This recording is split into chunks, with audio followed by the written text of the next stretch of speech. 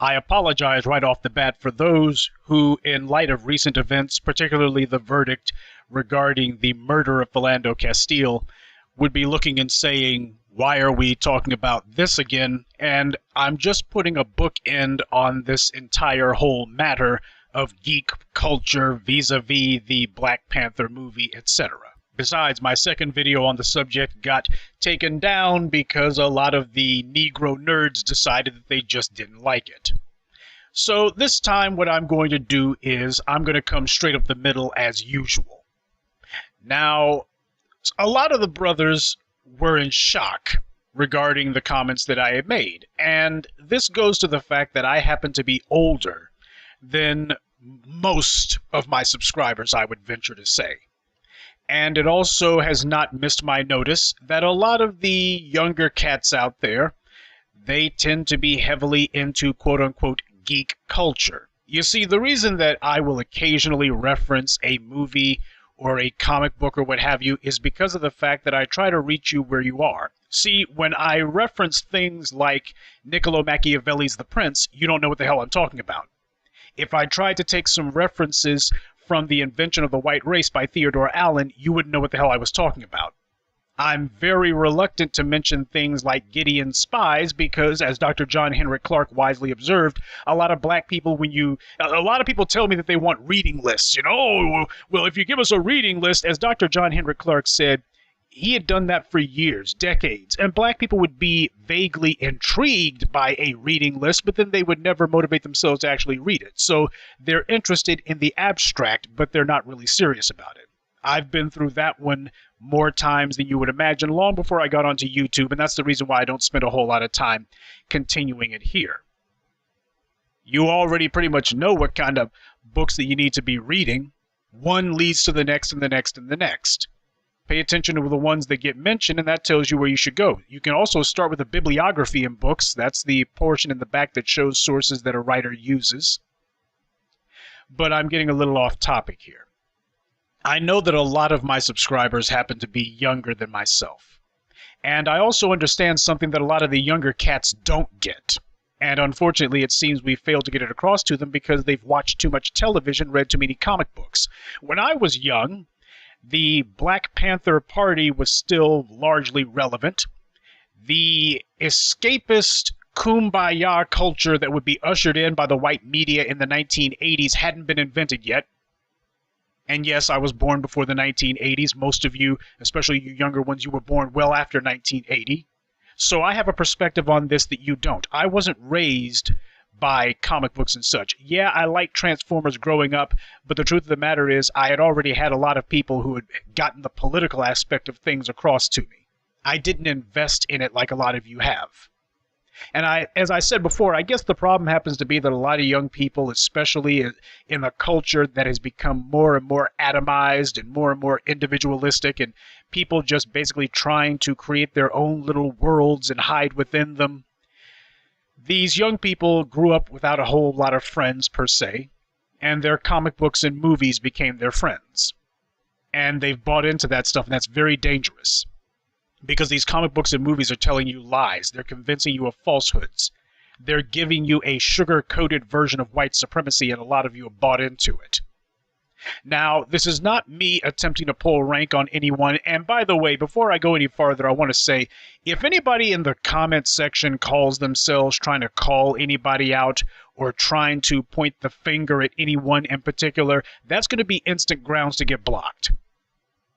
The only person around here who gets to do that is me. Now, that said, some of the younger cats, I guess, were a little surprised by what it was that I said. I guess my comments struck a little bit too close to home, which is good. What the hell do you expect? People are getting killed out here. This is not a game. I don't have time to sit here and just be affectionate, and I'm going to be so attached to comic books and movies and sci-fi and stuff. Man, there's a time for diversion, a small time, and then there's a time to work. And black people are always making excuses for playtime. For black people, it's never the wrong time to be having fun. Doesn't matter if a black man just got shot down in Ferguson, you'll have Negroes dancing in the streets. Same as in Baltimore, New York, Philly, Chicago, D.C. The race soldiers are in front of you with armored vehicles and 60mm machine guns, and here you are dancing a jig. So this mentality is a disease that I am trying to root out, and you younger cats keep making excuses for it.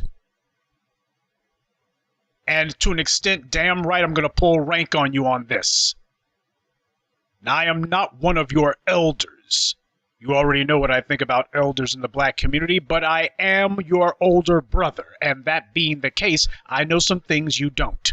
I understand some things that you don't. And it would behoove you to listen to your elder brothers, especially when they've been right. You are committing the same mistake that the baby boomers made. The baby boomers were arrogant too. The baby boomers grew up during an age when they watched too much television. You go talk to the average baby boomer who grew up after World War II, and they'll tell you that they were growing up on a steady diet of Howdy Doody and the Mouseketeer Club. That's how a whole bunch of black people, particularly black females, got indoctrinated with the idea that they could be part of the dominant society. They saw Annette Funicello and they thought, that's me up there. Never mind the fact that Walt Disney was a dyed-in-the-wool racist, but guess what? You couldn't tell the baby boomers that. You couldn't tell them anything. Now, let's go ahead and talk about this geek media that so many of you have bought into, because some of you have only in recent days, I guess, recovered from the comments that I made to the point where you were able to do some sort of video response, or at least some sort of video addition to it, where you had something to say on the issue. And while I do respect some of the people who have made these comments, I also heard some things that I should not have been hearing. Now, again, this is not to start rancor or to create any bad blood, but the thing is, the situation's getting real here. And we don't have time for us to be continuing to commit the same old mistakes, just tap dancing around the issue, and basically we're going to say, well, everyone's entitled to their opinion. Philando Castile was murdered. His murderer got away with it. That's not an opinion, that's a fact. The white media has been aiding and abetting the killers, telling the public we need laws to go after Bill Cosby, but ain't saying a damn thing about laws to go after killer cops. That's not an opinion, that's a fact. The white media, these same TV stations that you see putting out these lies, are owned by the exact same companies that own the studios that put out the movies you love, and they own the book companies and publishers that put out the comic books and the novels and every other stuff that you escape into. I don't see white supremacy in isolation. I see the big picture, and I've been trying to get you to do it too, but apparently thinking makes black people's brains hurt. And I'm hearing a bunch of excuses when what I need to be hearing is people taking the hard line.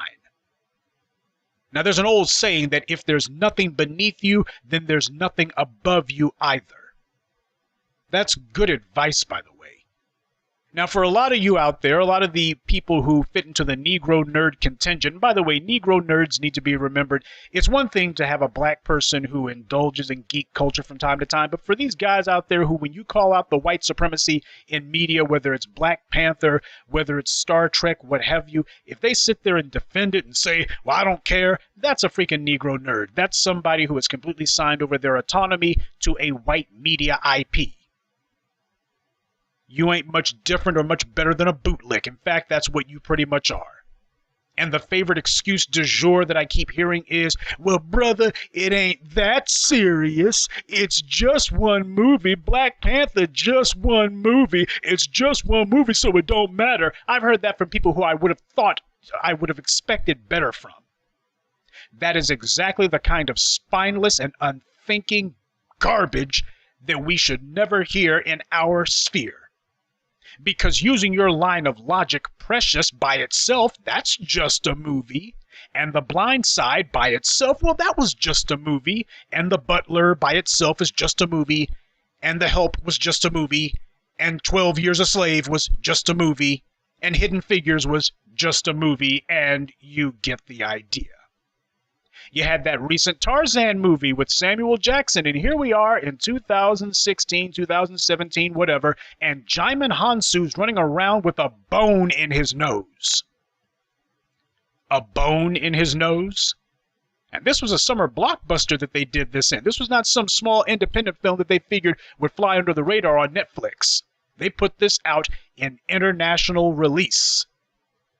Seen everywhere. The white media thought that this was appropriate to put out in the so-called age of Obama. And I got people trying to say that it's just one movie. Now, folks, it is exactly that kind of pathetic unthinking, that kind of treasonous self-deception, which is how we came to be enslaved. And this is why our oppression has lasted for so long. And this is why we're still going through it.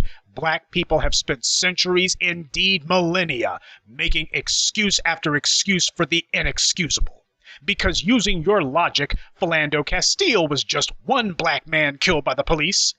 Eric Garner was just one. And Freddie Gray, and Sandra Bland, and Alva Brazil, and Tamir Rice, and Michael Brown, and Walter Scott, and Jamar Clark. You see, those were all just a bunch of one-offs too. And they don't really matter in the grand scheme of things taken individually, except we are all willing to admit that these are not individual events. They are part of a string of murders, and that they are all related and part of a systematic, deliberate pattern of white hostility against us, and that we can't afford to pretend like those are isolated incidents. Or rather, I guess those incidents are so severe, no one's willing to say that it's just one killing. All but the most stupid recognize it for what it is. But do you see how idiotic it sounds when you try to look at any particular incident in white supremacy and isolation? You got a society that's under complete control by one entity. That being the case, it is not unfair to say that in most cases you really can subscribe to a unified theory for things. Unified theory, for those of you who don't know, and I'm not going to recommend any books on it because I know you won't read them, but for any of you out there who wonder, unified theory basically means one cause for a whole bunch of things. You know, it's kind of like how white supremacy tries to have a unified theory about black people. It rained in Cincinnati today. Must be because of black people. But people who want to ignore reality, especially when they are under attack, when you see that the propaganda arm of white supremacy is taking aim at you, and you decide that you're going to go ahead and rationalize it away and say that it's okay regardless, that is not dangerous, it's treasonous. People who are unable to read context into things, just big, simple stuff that's right in front of you, these people are also totally incapable of analyzing anything either. And what a surprise, these are the very people who insist on doing the most talking in our community. We got a lot of folks who speak when they most need to be quiet.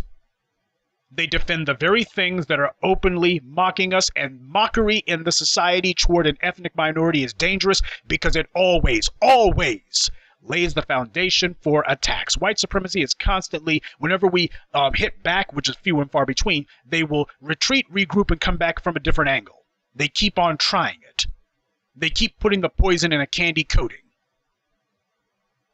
And too many of us make excuses for it, and apparently can't see the problem with that. We refuse to see the clear patterns, no matter how obvious they are. We never call things out, and we never get wise to the scam. Now, since so many of you geeks like movies so much, perhaps you should have paid attention to a movie in particular that I cite a scene from, The Departed. Martin Sheen is recruiting Leonardo DiCaprio to be part of an undercover police unit, and he tells the young rookie, "We practice deception here. But what we don't practice is self-deception." And all of you geeks and Negro nerds and what have you who are making excuses for the mess that's coming down the pike next February, you guys fall in the latter category. You need to keep your eyes open. And in fact, you should get it tattooed on the inside of your eyelids. We don't practice self-deception. People who have conned themselves are very difficult to argue with. It's very difficult to convince them of reality. Primarily, it's because they bought into a con, and people tend to become emotionally invested in decisions that they make. But the second reason is they're so hard to reach because they're gullible. And gullibility is not simply that you were deceived. A lot of people are deceived in a lot of things. Gullibility is a unique type of deception because of the fact that people who are gullible tend to be unusually susceptible to lies. For some reason, they tend to have an affinity for falsehoods. They just keep falling for them. They don't just easily believe the truth, they easily believe lies. That's the definition of gullible. It's somebody who can tell this idiot anything and he'll go for it. See, gullibility is where stuff like, it's just one movie comes from. That's the kind of thinking that leads to a statement like that. None of these things is happening in a vacuum, folks. They are all part of a non-stop parade of black denigration. And any other time, these black geeks would acknowledge that. They usually do, but apparently they seem to think that white supremacy stops at the Marvel Cinematic Universe. White supremacy matters, white supremacy exists, that is, unless Captain America and Iron Man are part of it. So apparently, how nice to know the solution for white supremacy is Robert Downey Jr. and Chris Evans. If only we had known this sooner. The cure for white supremacy is Tony Stark. If only we had known this sooner. For 100 years, the white media's movies have produced a steady, non-stop drumbeat of images and stories that show black people as slaves, mammies, dumb brutes, and buffoons who need white people. Now, for years, we had all been in lockstep, more or less, saying that nothing under white supremacy, especially not the white media, is happening in isolation. That it is a concerted effort being put out by an organized anti-black racist front.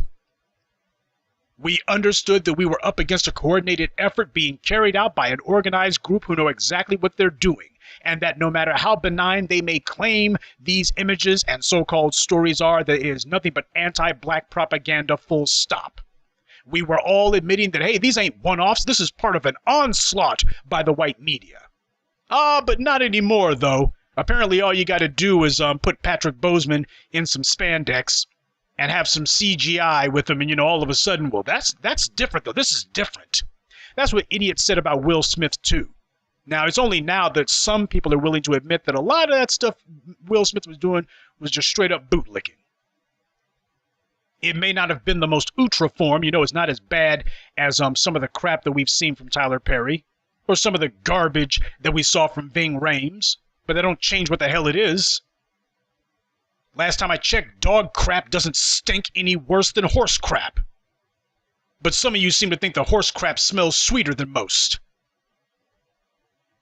Those slave and black subservient movies that I listed, they are part of the effort by the white media to indoctrinate, and the indoctrination has clearly taken.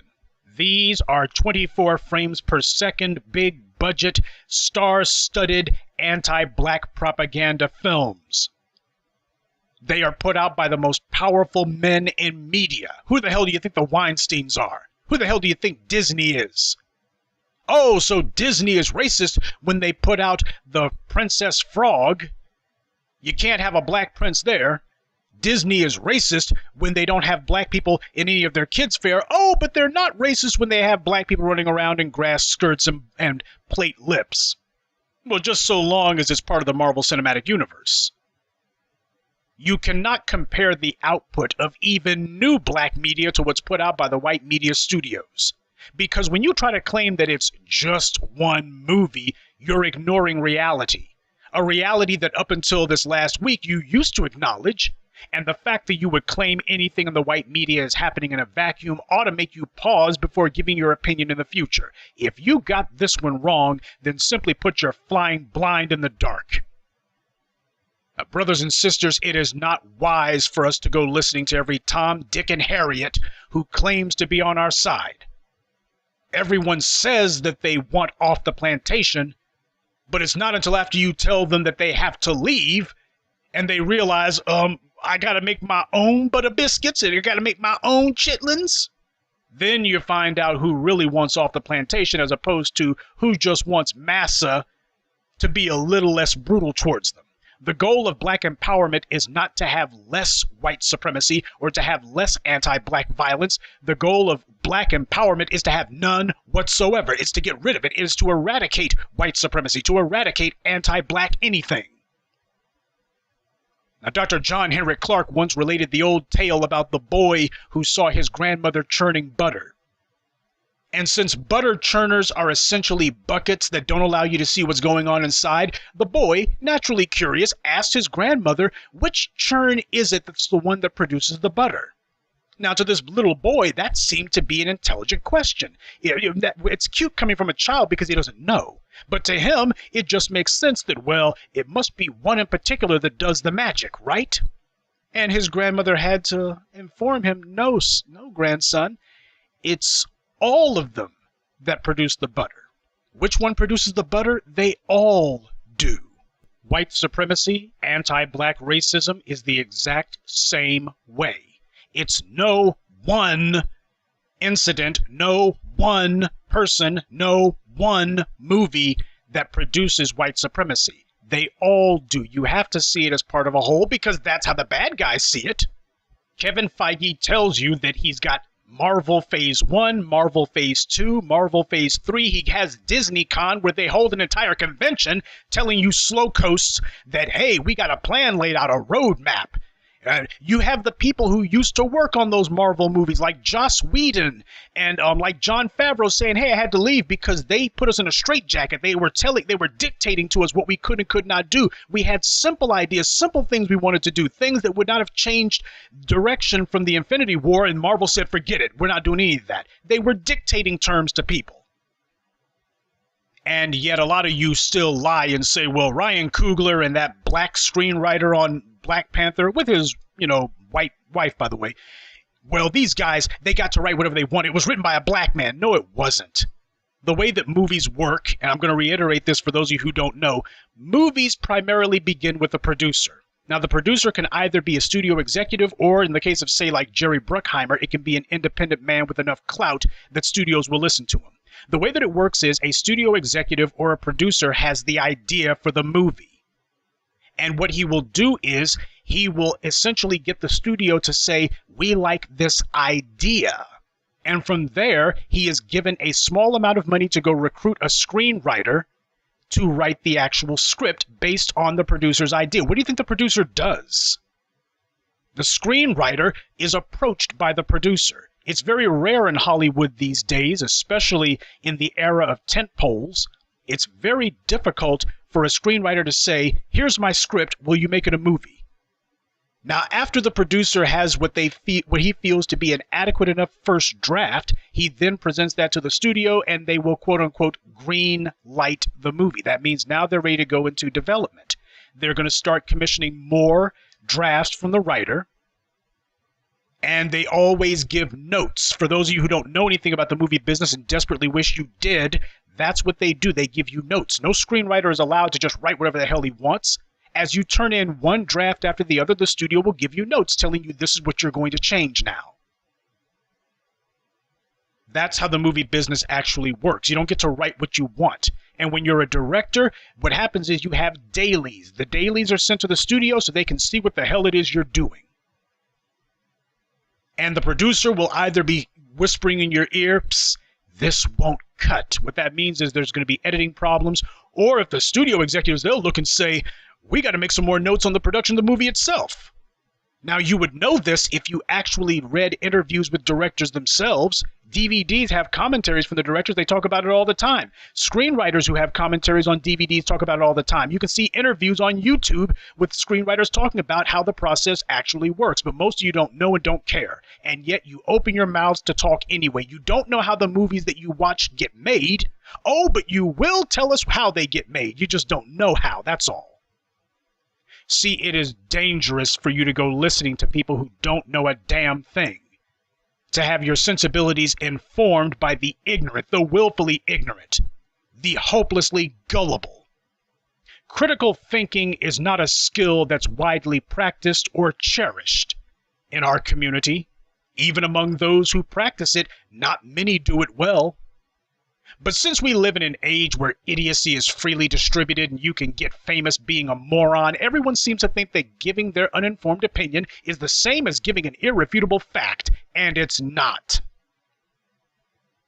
A slap to the face isn't that serious, so long as it's one, right? But how about 2 slaps to the face? How about 2 in a single day? Or how about 1 slap every day of the week? At what point do you draw the line? When do we say that, this might be something we should take seriously? Where's the line at? I'd love to know, because it's interesting how all these geeks can't tell you now, isn't it? Remember what I said about there is no line that white supremacy can cross that these geeks would consider to be too far? There is no point at which they would draw the line in the sand and say, white supremacy cannot step over this line. There's no line for them. White supremacy can just keep on marching. And indeed it has. Now there's one brother, not calling out any names, no need to, I'm speaking to principles here, not people. But there was one brother in particular who said something that I could not believe, because I would have thought he would have known better. He said that we shouldn't excoriate the Black Panther movie because apparently even criticizing it is to give it publicity. Now that, as Dr. Cheikh Anta Diop once said, I suppose that makes a certain amount of sense, not that it makes good sense. If all publicity is good publicity, then tell me, how did that Fantastic Four movie with Michael B. Jordan pan out? Because you see, there were a lot of people who were absolutely livid about that one, lost their minds about that one. They raised a lot of white geeks who raised pure hell about that movie. So, all publicity is essentially good publicity because it all adds to the notoriety of a film, makes it where people hear about it, right? So the Fantastic Four movie was a blockbuster now, wasn't it? Oh, that's right, it died over opening weekend. You see, the bad guys waged an open racist war on that movie, and it didn't do so well, right? I'm using your logic here. You see, the pale males got in line and they attacked. If any publicity is essentially good publicity, which is the argument that this person made in essence, then I'm sure that Nate Parker will enjoy his next big budget project, right? Because he got a lot of publicity, a lot of people talking about The Birth of a Nation. So a lot of people talking about it was essentially helping that film, right? See, this is part of the problem that we have. You got a lot of people who basically have a debate strategy, a thought process of fire, ready, aim. That's not the way that you analyze anything. Not an individual event, and not a macrocosm either. See, this isn't about what the dominant society is going to do. It's about what we are going to do. Those of us who have proven that we understand the past and can accurately predict where trends are going, we're the voices to be listened to. Others making excuses for the status quo should not be listened to. The situation is too serious for us to do otherwise. If I see something that is wrong, I don't make excuses for it. I attack it. That's called principle. There are no sacred cows for me under white supremacy. Because too many sacred cows are nothing more than white cave beasts in a freaking cow's skin. I'm ready to turn all sacred cows to hamburger. And you should be too. Do not trust anything that comes to you from any of the arms of white supremacy. If the administrative arm says we got ourselves a 13th Amendment here, and all of y'all niggers is free, don't believe it.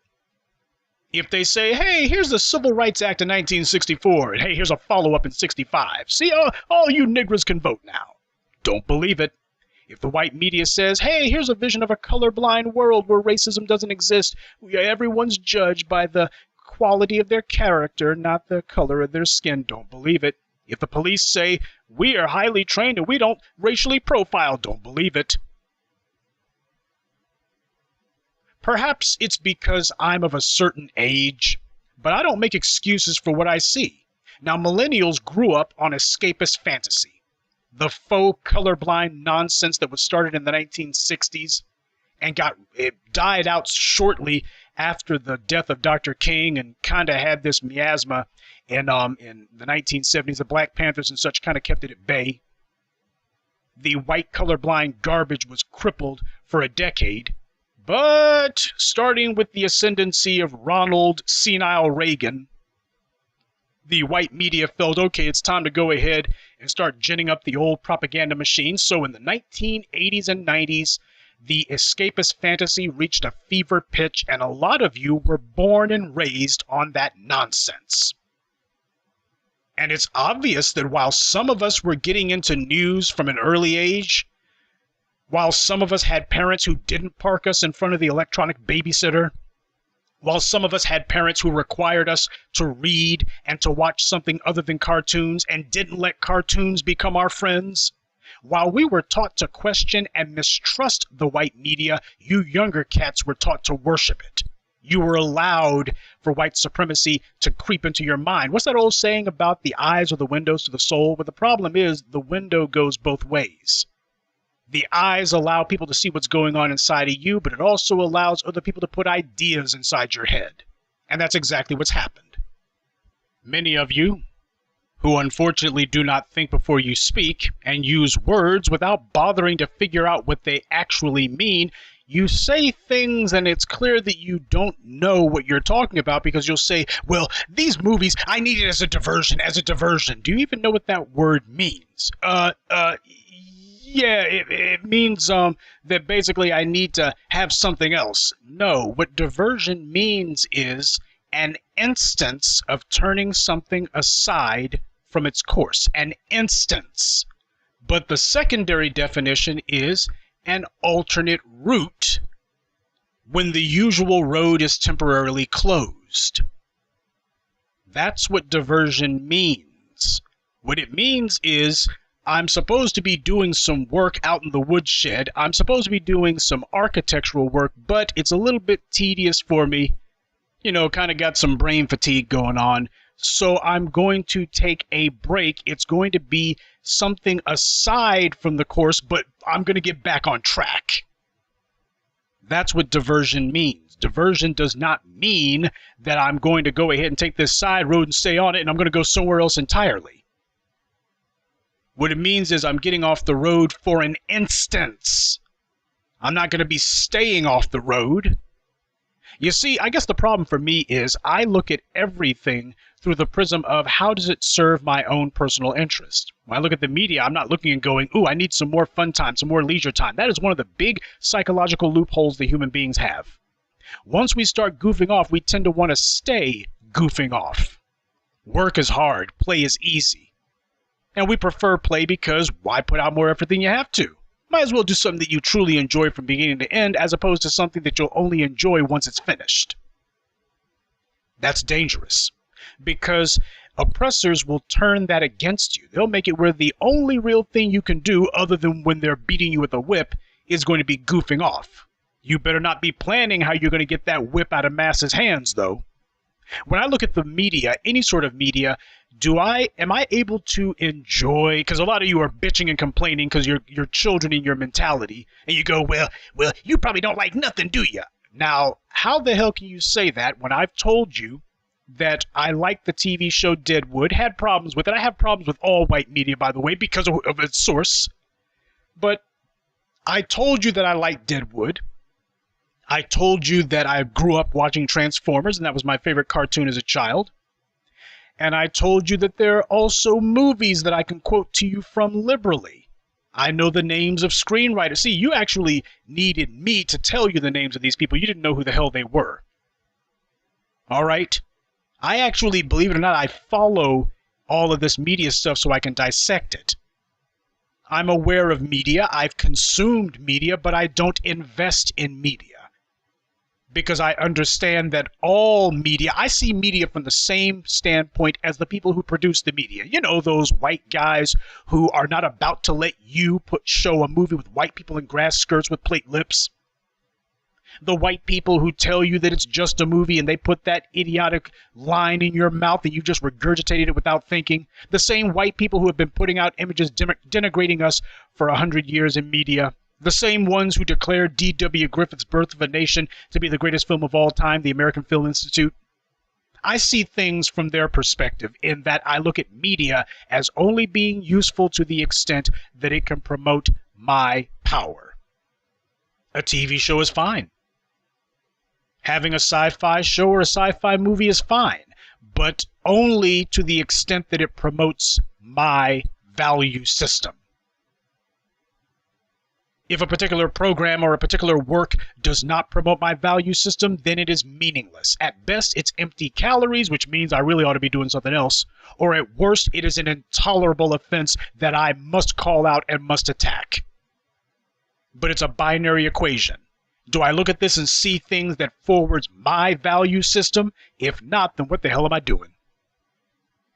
See, a lot of you were allowed to grow into this bad behavior. You were coddled and allowed to go ahead and chase after media that mocks and ridicules you and continues white supremacy through its propaganda arm, and you never were taught to challenge it, and now here you are openly defending it. You were indoctrinated with this garbage from infancy. I, on the other hand, was not. To me, nothing in media is acceptable except that which promotes my power. Sure, you can have an engrossing storyline. Sure, you can have interesting characters. Sure, you can have exciting and dynamic set pieces, and you can have some flashy, razzle-dazzle CGI. But if you've got a black bootlick, or a black buffoon, or a black woman who's sitting here kissing some white dude's feet, then that, to me, gets the point across that this is not a piece of media that needs to exist. And you have black people in their 20s and 30s who, I guess because they're out of their underoos, well, at least publicly anyway, they figure because they're not in middle school anymore, they think they sound smart defending this crap. That's the danger here. It would be one thing if you were kids, but I guess because you figure, well, I'm not a child anymore, yeah, at least not physically. I'm in my 20s. What are you talking about? I'm in my 30s. I'm in my 30s. How you gonna question me? I know what I'm talking about. Yeah, just like the elders in the black community whose word ain't worth a damn because they don't think, you fall in the same sad category now. The white media taught you all of that mealy-mouthed crap that you say, and it presented it to you in your childhood as being a moral position, and it's not. The white media had a vested interest in teaching oppressed people that you ought to take the gentle path, take the high road. You don't want to lay blame on anything. So you really should give everything a pass. We don't want to be judgmental. Well, except for somebody who comes along and says we need to have standards. Now, you can be very declarative on that. Always equivocating. You need to look up that word, by the way. I know you won't, so I'll do it for you. Equivocate means to use ambiguous language so as to conceal the truth or avoid committing oneself. And that has been exactly what you've done regarding this Black Panther movie and geek culture in general. And that's the reason why I'm going to link it to the larger subject of geek culture where blacks are concerned. Black Panther, my criticism of it just opened a floodgate. You didn't just defend that movie, you defended everything about geek culture just all across the board. All of it's okay. You're imitating your white counterparts. I mean, you see, they have the luxury of waffling on issues because nobody's attacking them. But when it comes time to choose a side and squad up, they always choose white while you're still trying to walk the middle of the road. See, they don't play that game of, well, we've got to be non-judgmental and everything is everything. They're like, no. They didn't do that with the Fantastic Four movie. Didn't do that with The Birth of a Nation. You see, if nothing is unacceptably wrong to you, then that also means nothing can be absolutely right either. That is a surefire formula for maintaining the status quo in perpetuity. Now, a lot of you out there, you younger guys, because you've been listening to people like myself who have our heads on straight, you've just learned that maybe you should excoriate the baby boomers because they wasted years that amounted to decades chasing dreams of integration. They've been on a 70-year-long vacation from reality. They just have these delusions that one day they were going to join this or that white fraternity or sorority, the Elks Club, whatever. There are white folks over here, ooh, they're going to let me in one of these days. I'm as good as them. I just need them to understand that I'm as good as them. Well, as the baby boomers die off, they waste their last pathetic breaths still pursuing this fool's errand. Now, we fully understand them as so pathetic. They chased a mirage since they were young, and now they're all but dead. And nothing to show for it. Even their children don't respect them. But apparently some of you are too dense to understand that you've gone and done the exact same thing. History has now repeated itself. You grew up wanting to be a Marvel superhero, or to be one of the characters that you saw in a Japanese cartoon. Or at the very least, if you couldn't get that, you'd settle for being the black sidekick. Just let me be part of your story world, please. And now you're adults, still chasing that mirage, and like the boomers, you're not going to have anyone tell you that there's something wrong with that. I don't know, maybe here's the analogy that I'm going to go ahead and use. We'll see if this one flies over your heads. Let's say that there's a house, and the house belongs to a couple of white guys named Stan and Jack. Now, Stan and Jack Kirby, Jack, they don't allow any black people in their house, though they do have a couple of pictures of black people up in their house. And outside the house stand some black misfits who played with their Power Ranger toys a little bit too long. They see some of the Biff Bam Pow stuff going on inside of the house that Stan and Jack built. And it's all stuff that's done with resources stolen from the people outside, but the people outside never conned on to this. They never figured out the scam. And they look at what's going on inside the house that Stan and Jack built, and they're envious.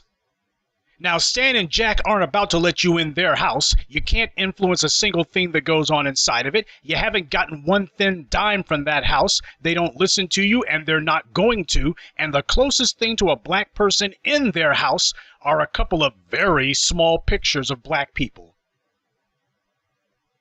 which are there as an afterthought, and never as large as the ones of the white guys on the wall. That point seems to always be lost on you. And yet these black people who are on the outside, who are largely ignored by the two white guys in the house, and who can't influence anything inside the house, they have somehow convinced themselves that what's going on inside the house that Stan and Jack built somehow has something to do with them. And that's really amazing, considering that they're acting like they're getting paid to adore what's going on inside of Stan and Jack's house. As if Marvel's success, the house that Stan and Jack built success, is theirs too. Stan and Jack aren't about to let you into their house. All you can do is stand outside and wish you were one of the tiny black pictures at the bottom of their wall. So Professor Truth comes along and tells you to stop idolizing people who mistreat you and denigrate you. Professor Truth tells you that it's not right that you should stand outside in the cold, giving your money to people who ignore you and mock you with a smile on their faces. I tell you that you're able to build your own house, and that you can have your own pictures on those walls, and you can have things going on inside your house a hell of a lot better than anything going on inside the house that Jack and Stan built. I tell you that it's your duty to build your own house so that you would have one of your own, that you need to have one of your own. And what's the reply that we get from these dumb geeks? You just don't want us to have anything, huh? Wow, I tell you to get your own house, get your own pictures, get your own events, and the first thing you say is, you don't want me to have anything. Well, this is the kind of garbage that we hear from self-professed adults. I tell you to build your own house, and you say, well, that's not having anything. Ah, now you've said the truth now. You've gone ahead and told me exactly what's going on inside your empty head. You've made a confession. If you're not able to drool in front of Stan and Jack's house, far as you're concerned, you don't have anything at all. That's the confession you just got through making. Look at the comment section from the people in the other video that I did about Black Panther, and that's the main thing that you see. And some of these people who called themselves posting replies, this is one of the lines that they use. Well, you just don't want us to have anything. No, I want you to have one of your own. That's exactly the problem. You don't have anything right now, and I'm telling you, get your own. Black Panther ain't yours, stupid. You know what this reminds me of? A slave on a plantation. You look at the big house where Massa lives, and you see how he gives the house Negroes some minor perks, clothes that Massa and the missus don't wear anymore, whatever food is left over, and you think, man, must be nice. then Professor Truth tells you that even if you did make it to the big house, don't you deserve better than hand-me-down clothes from racists? And don't you deserve better than table scraps given to you by a degenerate who disrespects and abuses you? That you deserve a house bigger and more luxurious than Massa, a house of your own. And what's your reply to that? Man, you just don't want us to have nothing, do you? No, you're the one who doesn't want you to have anything. And because you've chosen to be willing accomplices in your own enslavement, you won't have anything. You've now gone on the record that you want to stay on the white media's treadmill. You idiots keep letting them get you to chase the carrot on a stick. You never smarten up to the scam. You never accept the fact that the goal of the white media has always been to get you to have a better image of white supremacy and a worse one of yourself. Their objective has always been to keep you pursuing a carrot that you will never get. We live in a sad age, an age of immaturity, an age of foolishness that desperately tries to masquerade as being intelligence. Now, to be sure, much of this immaturity has been promoted by the white media, as I said, because a childish population is also an easily controlled one. But we have to take responsibility for our education. Nobody's going to educate you. I'm not going to do it. Education is something you have to do for yourself, but you have to be honest in order to be educated. See, when you're dishonest, you don't get an education. At best, you'll only get indoctrination. Tell me something that agrees with what I already believe. And giving infantile rationalizations for real-world problems. Never presenting reasons why something is right. Instead, you just give flimsy rationales. And you figure that merely giving a reply to something is the same as disproving it, and it's not. It's a total lack of common sense. And nowhere is this lack of common sense more evident than when you give someone a solid reason why some form of media is either false or blatantly degrading, and that person simply comes back with, "Oh, you don't want us to have nothing." But there is another lie that they tell, and this one has become a personal favorite of mine because it is so mind-blowingly stupid. "Ooh, you don't want to see this movie? Well, you gonna miss out on this. You missing out on all the cool stuff." Really, retarded Robbie? So if I miss out on a big budget insult, somehow that's hurting me. Meanwhile, you stupid are giving them your money, giving them your time so they can insult you. And apparently that's not hurting you at all. You see, using that line of crap, and it's become very popular among the brain dead, they use that line of reasoning, if it can be called that. Well, based on that, you can call any movie cool, any movie at all. And if people say that they don't want to see it for some reason, you can tell them, "Well, you're missing out on something cool. Let me tell you something stupid.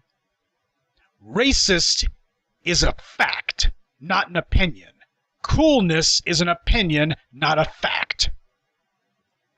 I don't want to see the movie Precious. "Ooh, you missing out on a cool movie then." I don't want to see D.W. Griffith's Birth of a Nation. "Well, you missing out on a cool movie." By the way, these are things that these brain-dead zombies have actually said in regards to these very movies.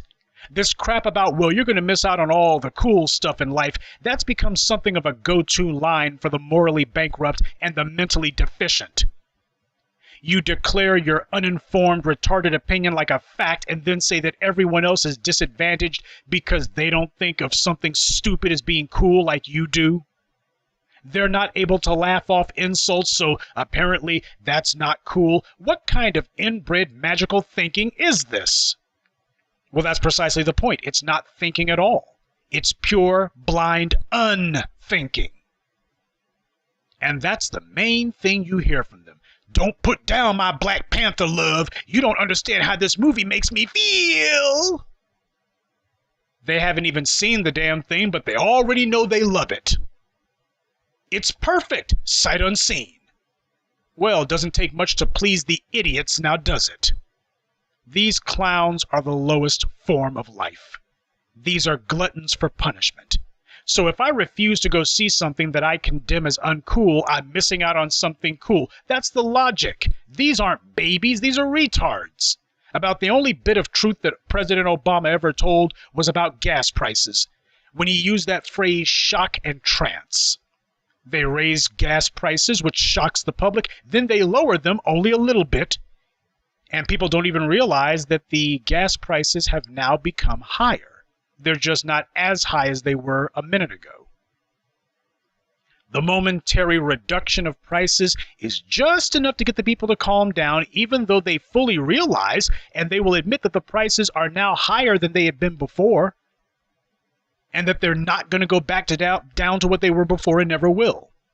Too many of us keep hoping that the white media will one day promote our image, when I keep telling you that that's not what they were invented to do.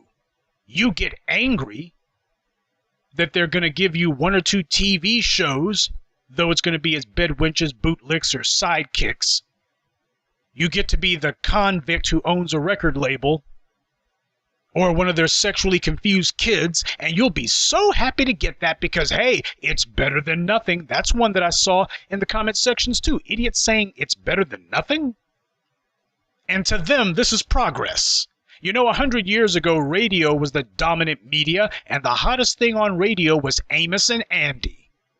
In fact, Amos and Andy was so popular, did you know that the crime rate actually dropped during the hour or so that Amos and Andy was on? The dominant society has never had a problem putting black people front and center so long as we look ridiculous. I always told you the best way to con anyone is to let them con themselves. And some of you are so silly, you've conned yourselves into thinking that this Black Panther movie is going to open some sort of floodgate, or at least it might open some doors. Oh, you mean the same way that Amos and Andy opened some doors? Well, tell me something. Can you name any black director whose doors have opened for in Hollywood? When did the doors open for Spike Lee? When did the doors open for Antoine Fuqua? How about Clark Johnson? How about F. Gary Gray? How about Ice Cube?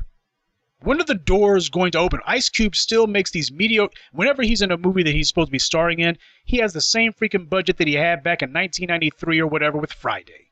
$20 million. Hollywood has frozen the budget that they give to black directors for the last 25 years. You ain't getting more than $20 million. And $20 million only allows you to make a low-budget flick. You're not making the next Matrix for $20 million. Doors don't open for you. It's the one Negro at a time rule, stupid. And there's also another bit of psychological warfare that the white media is doing. Everybody knows about the Wonder Woman movie that's been in theaters, and apparently it's doing pretty well. There was a little bit of a dust-up. I don't know why. Apparently some movie theater, Alamo Drafthouse I think it is, said that they were going to be having women-only screenings. Now, Alamo Drafthouse is not like AMC, and as long as they keep, basically playing favorites with their audience members, they never will be. They're not a nationwide chain. They're only in certain cities, large cities, but, they're a specialty outlet. And apparently, this women-only screenings of Wonder Woman was popular at a couple of their venues. Now, while Wonder Woman has been a financial success, at least it made its money back, but it's got revenues lower than Suicide Squad or Man of Steel, it still made like $450 million worldwide at last count. And this is being attributed to the fact that there's huge interest from women who see this Wonder Woman movie as more than just a movie. Never mind the fact that Warner Brothers executives are almost exclusively men. Never mind the fact that it's men who produce the movie. Never mind the fact that any success that Wonder Woman has is going to simply boost the other male franchises around her. But the phrase that's been kicked around a lot to describe this bizarre intersection of geek culture and pseudo-social activism is, it's a movement movie. By the way, that came from the white media themselves. Their PR people put that out there as a means to encourage these females to, oh, you have to go see this movie. This is relevant to you. This is empowering for you. Yeah, putting money in somebody else's pocket. That's always the way you empower yourself. Making somebody else rich. That's the road to empowerment. The studios are laughing at the geeks, all of them. The black geeks, the female geeks, the misfits. patronizing them by telling them that it's important to you that you come see our movie and pay us for it. They see these nerds as useless eaters, as just a bunch of ghosts floating through life who don't matter, clowns who desperately wish that somebody would take them seriously on anything. And it never dawns on them that their behavior and their mentality is the reason that no one takes them seriously. And even though box office-wise Wonder Woman isn't necessarily setting the world on fire, it's not doing any better than, say, the last Hunger Games movie, the studios understand that psychologically masturbating the geeks and losers was a great way to boost sales for the same old vapid comic book crap. Because you make it personally relevant to the clowns. And this is the only floodgate that's opened. Instead of the white media saying that this character on the movie screen is like you, now they're saying that it is you. When Wonder Woman debuted at #1, the female geeks in particular were ecstatic. First of all, it had no competition at the box office, so the #1 debut didn't mean a lot. But when your life, such as it is, revolves around buying someone else's comic books and someone else's movies, all you can do is hope someone notices what you buy. What did Dr. Claude Anderson say? Have you ever seen a junkie say, "I've got crack power"? He's just a customer. What power does he have? The white media is manipulating you. They know it, and on some level I think you know it too, but the difference is they actually get something out of it, while all you get to do is merely con yourself into thinking that you're getting something. When someone insults you or patronizes you and you pay them for that, that is an L that you just took, and you don't even realize it. Black people are always the last to figure out that they got played, and when we do figure it out, usually years and years later, we then want to get all butthurt about it. But it's too late then. We keep walking into these bear traps with our eyes wide open and telling every pathetic lie we can to think of to justify this foolishness. And don't give me any more crap about how you need a reprieve from the relentless assault of white supremacy. I've been to your YouTube channels, and I've held my nose and read some of your Facebook feeds too. All you ever talk about is comics and movies. This isn't a diversion for you. These things are your way of life. Judging by your own online interests, what you yourselves spend your time on, I would think that racism didn't exist to see you tell it. You sure as hell don't seem to acknowledge it very much. Now, whether or not Black Panther is a good movie, to you, that's the most important issue of the day. Oh, I can't wait. I'm ecstatic. Can't wait. I'm on pins and needles. Can't wait. When the white media's got you peeing your pants and acting like a 5-year-old to see one of their movies, that's when they got you. And there are some people who, when I see them comment on this video, I'm going to go ahead and put the spotlight on them, just to let them know you may think that you can talk one kind of way when you're on my channel, and then you'll be exactly 180 degrees opposite on another, but it hasn't gone without notice. That's what's come out of this, and it has been damn good. We're separating the fakers from the faithful. I hate white supremacy. Not part of it, not most of it, but all of it. And it isn't merely for what it's done against me, but most importantly for what it's done to my people. I hate every aspect of it. I don't hate it one day and celebrate it the next. I look at all of it through the eyes of contempt. When I sit watching something, I'm looking at it and going, I don't give a dang how truthful it is. It can be whatever your favorite white liberal is. It can be something that you even agree with. I'm still looking and going, this came from the white media. Man, ain't this some bull crap? Even if it's bull crap that I agree with, it's still bull crap. Now, if the only time you seem to have a problem with white supremacy is when Tamir Rice is killed or when Philando Castile's murderer gets away with it, then you don't really have a problem with white supremacy. If the only time you're willing to acknowledge the white media's denigration of us is if it's not a comic book movie, then you don't really have a problem with the white media. If you're looking for excuses and opportunities to believe the white media, then to all intents and purposes, you are part of the white media. You're part of their cheerleading squad. The propaganda arm of white supremacy is always working against us. Doesn't matter if it's the news, or if it's ESPN, which is owned by Disney, by the way, or a Marvel movie, which is also owned by Disney. Disney's sitting here spoon-feeding you crap on ESPN, on the Disney Channel, Marvel movies, Marvel comic books, and you seem to think, well, as long as it's the comic books, it's okay.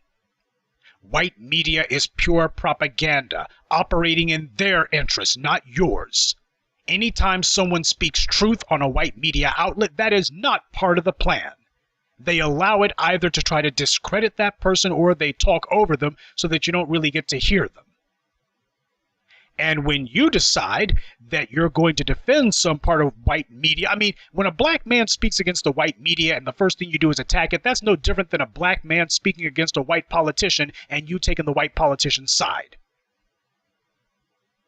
You can name on one hand the numbers of times that they accidentally let truth be spoken on a white media outlet. So how can you be so stupid as to all of a sudden think that they're trying to do something good for you, that they're not setting you up? Since when has anything the white media put out there ever been harmless? You agree that their cartoons teach racism? Well, at least the old ones do. You don't seem to have such a problem with the ones after 1980. You agree that their TV shows teach it. Well, as long as it ain't a sci-fi show. You agree that their movies teach it, so long as it's not part of the Marvel Cinematic Universe or DC. You agree that their news shows teach it. Well, as long as it ain't Rachel Maddow, or as long as it ain't Roland Martin sometimes, right?